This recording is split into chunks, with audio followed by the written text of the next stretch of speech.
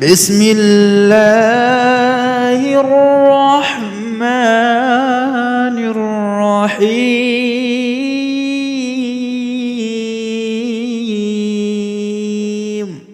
يا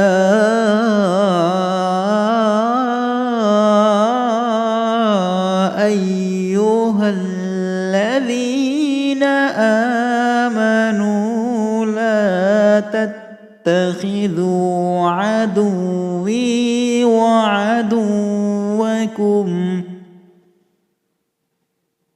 وعدوكم أولياء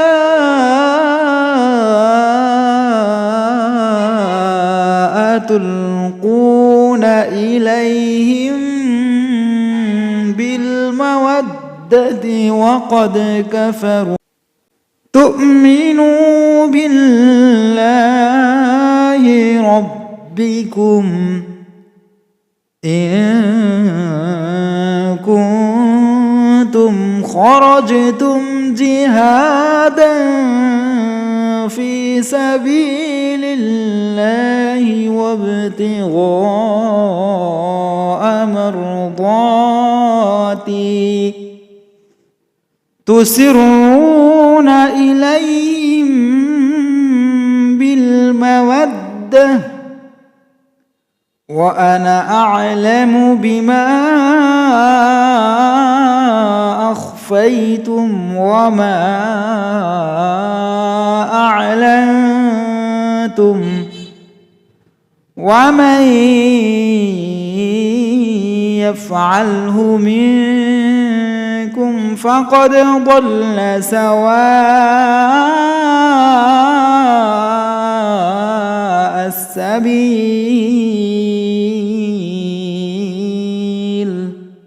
হে ঈমানদারগণ, যদি তোমরা আমার পথে জিহাদ করার জন্য এবং আমার সমষ্টি লাভের উদ্দেশ্যে এবং আমার সন্তুষ্টি লাভের উদ্দেশ্যে জন্মভূমি ছেড়ে ঘর থেকে বেরিয়ে থাকো, তাহলে আমারও তোমাদের শত্রুদেরকে বন্ধু হিসাবে গ্রহণ করবে না।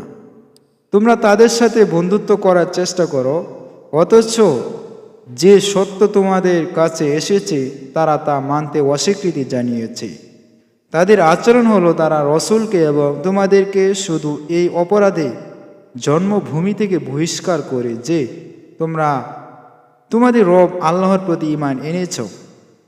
তোমরা গোপনে তাদের কাছে বন্ধুত্বমূলক পত্র পাঠাও, অথচ তোমরা গোপনে যা করো এবং প্রকাশ্যে যা করো তা সবই আমি ভালো করে জানি।